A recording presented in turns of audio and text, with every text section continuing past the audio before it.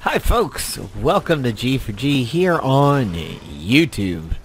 Today we're in Heroes of the Storm and I'm piloting a Valeera.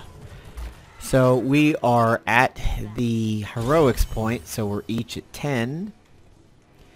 And I'm winning our hero damage and our kills and our XP, not our siege. And I'm beating the enemy Valeera pretty handily. Suffered my first death over there, mostly because I was trying to ping a stealther to our Diablo, but he wasn't quite understanding what was going on, and he got dove on, and I revealed myself to try to help.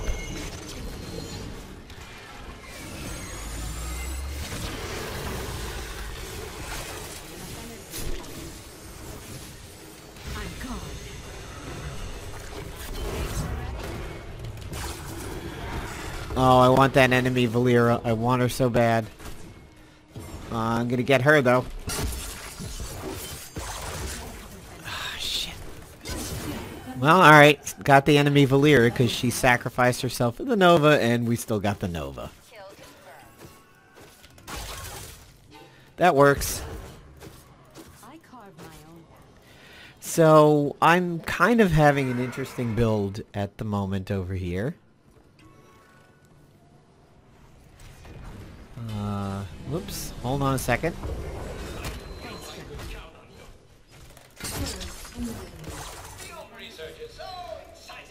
Ah, his silence just came up. Wow, he's lucky. He's very lucky. I had him silenced.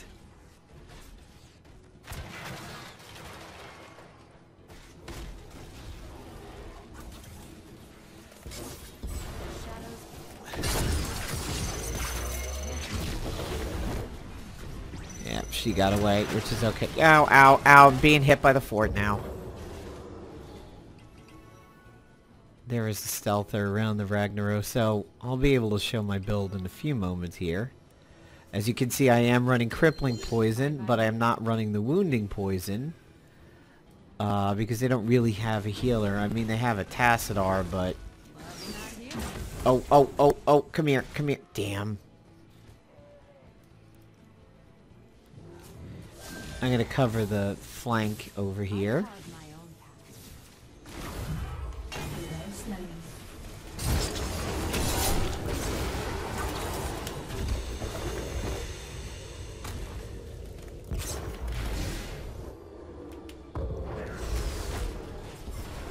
She's been wising up a little bit.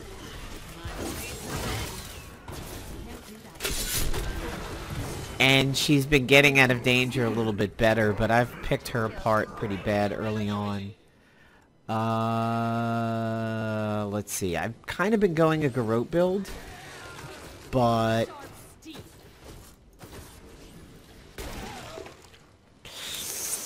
yeah, sure. Okay, I'll stick with it. When in Rome, go ham. Oh, we've got somebody on the point. Where? Where? I've been picking up their stealth really, really well here. Yep. Right here. Someone assist me? I've got... come on!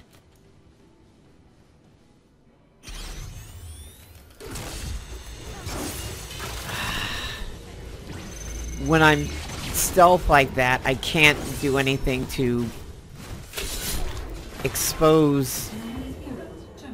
I have no non-targeted ability, so when I see somebody who's stealth, I need somebody to pop them for me. Damn it.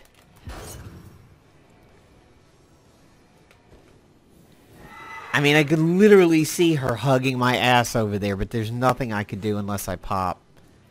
Which I may have to spring that on them. So, level 1 did crippling poison. Then I went hemorrhage, because that's what I've been opening up with. Then I'm doing this fatal finesse. which is each time I hit with Blade Flurry, I went Smoke Bomb, and now I'm going Strangle.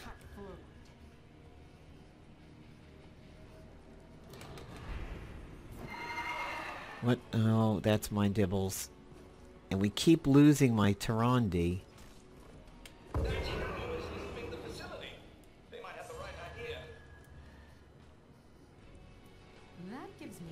Which sucks, because that could be a clear advantage for us to have an actual legit healer. And somebody who can reveal the stealthers if owled correctly. And she keeps DCing. We are just slightly ahead on the kills. But it has felt like a much better match for us than them, to be honest. That gives me an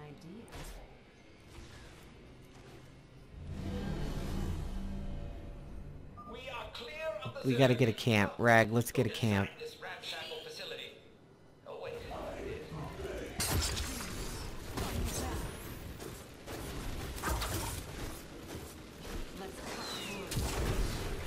Oh, looks like our Tyrande's back. That's cool. Perfect execution. We now have a bit of a lead.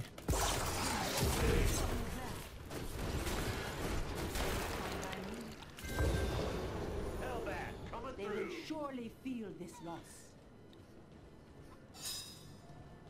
The movement speed while stealth, considering my openers, would honestly be pretty good, but I'm trying to commit to the Garrote over here.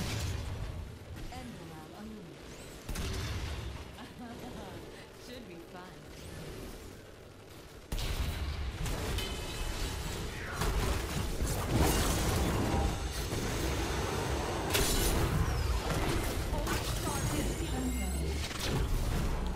Ow, oh god, when I got... Jesus, I couldn't see my health. When I got... I wish I could see that on a replay over there. I couldn't see my health. I heard the boom as if I was low on health, but I couldn't... Yeah. So one of the things that you can do with Crippling Poison is that if you use it before doing a Blade Flurry, you spread it to everybody on the Blade Flurry.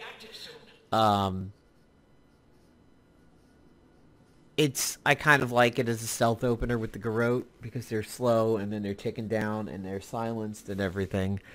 But, God, we've lost the Tyrande again. Let's compare 13 to Tassar's 45. Yeah, that's hurting a little bit. The enemy Nova's getting crushed. Samoro, however, has not died. And that is going to be a necessity pretty soon.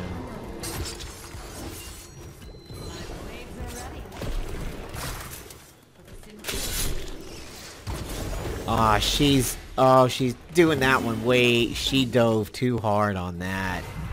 Too hard. And I'm revealed.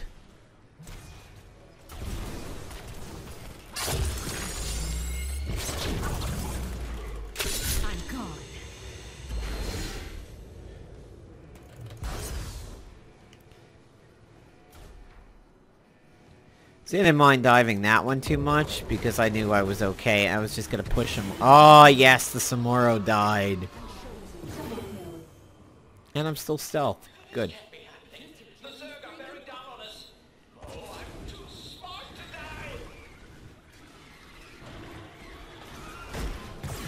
Oh, hey, what did we just lose? Wow, we lost the Tyrande.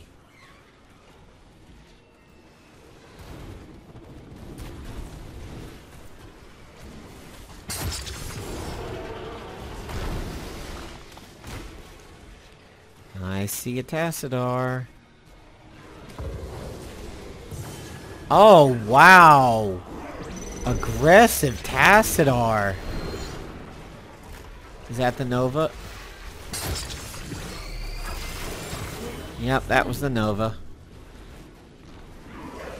That was fun. Uh-oh, uh-oh, uh-oh.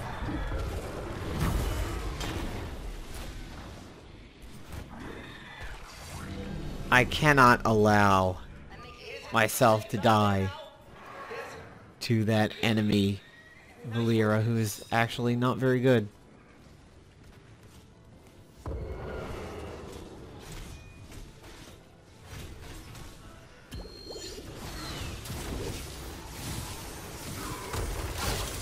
Well, by popping me out of my stealth, that hurt them more than they thought.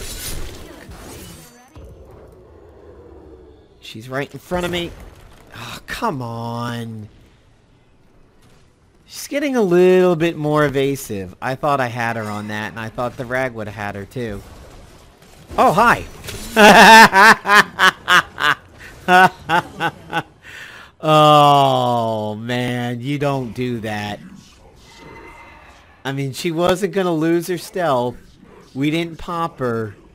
She should have went way closer to safety to go home. That's rookie. That's green as fuck right there. So I have 2 deaths.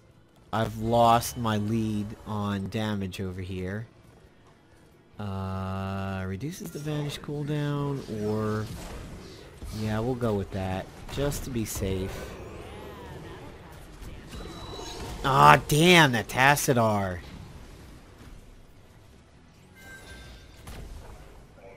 I hear a Nova. Is it ours, or is it the... no, the enemy's still dead. Alright, Tassadar, you've pissed me off.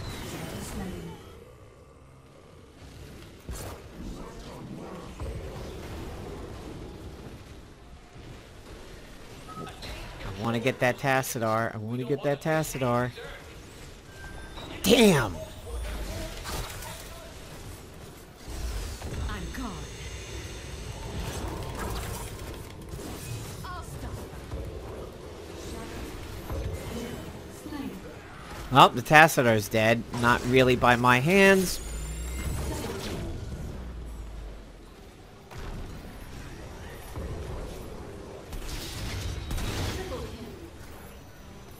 Are they all dead? Is there nobody for me to get? Ooh, wow, yep. Tower sees me. Oh, there's the Samoro.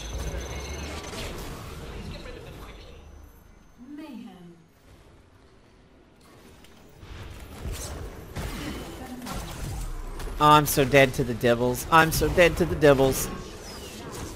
I'm not dead. See, now this... this is how you hurt. That's how you run away and hurt.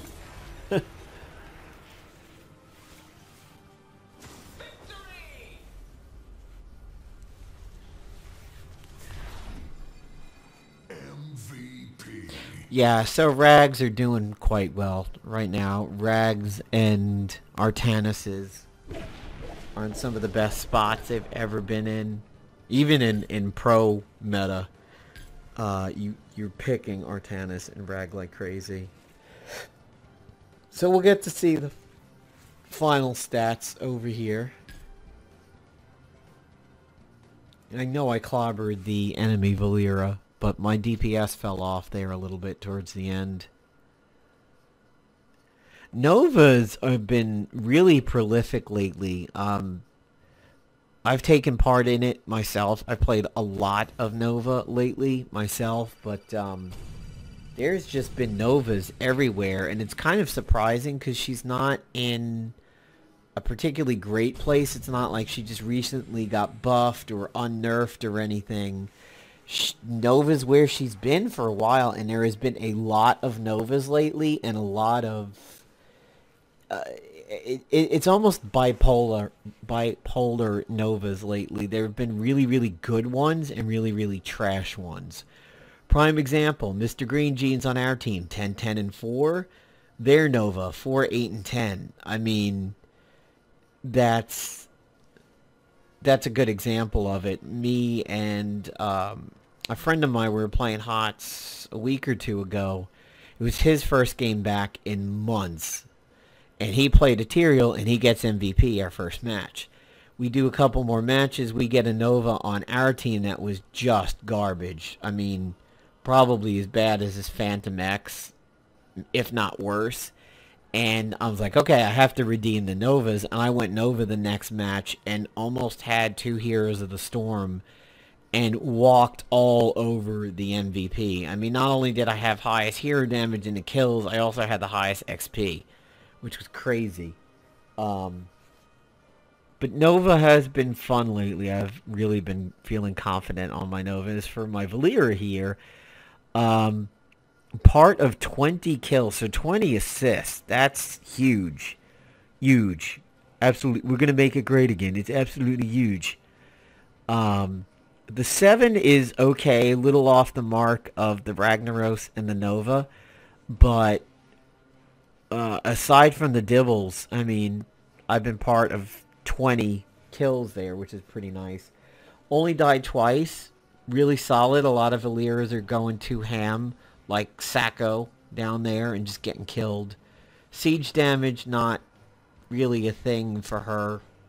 Hero damage, fell behind the Nova and that Rag. That Rag was really good. But the XP was pretty solid. Only behind the Rag on our side and the Tassadar on the other side, and that was close. So, yeah, she was fun. And I've actually done the Rooster 3 times. I guess they don't count the first one where it's just 1 of 1. But so basically for the Rooster is you start a match and the Rooster wants certain offerings that are around your base and your goal is to get it. So it's like the flower, the firecracker, the gold bullion,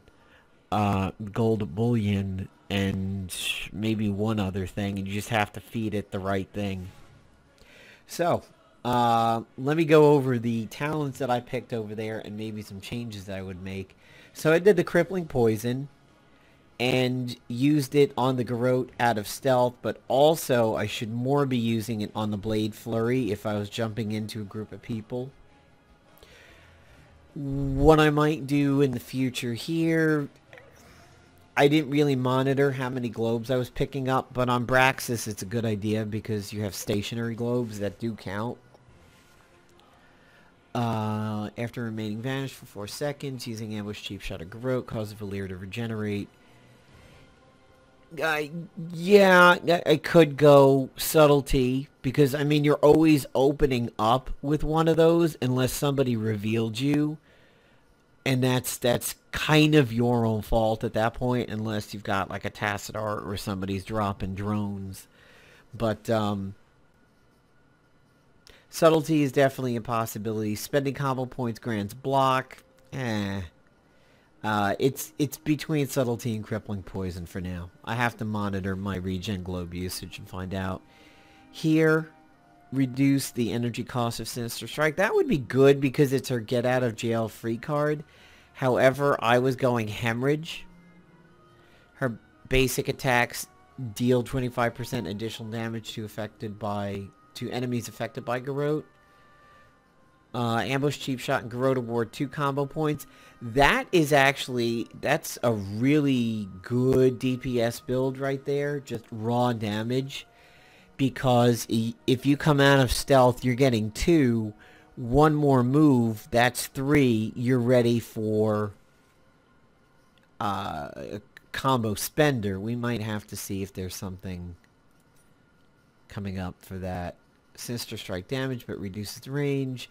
Problem, don't think Mutilate would ever really be that good because it does get her out of jail. So, I did Fatal Finesse. Eviscerate is the combo spender, so eviscerating an enemy with 3 combo points causes the next basic attack to have increased attack speed. Yeah, so that's got some good synergy with initiative because it's opener, 1 ability, then you have slice and dice up. Good, probably really raw damage for that one.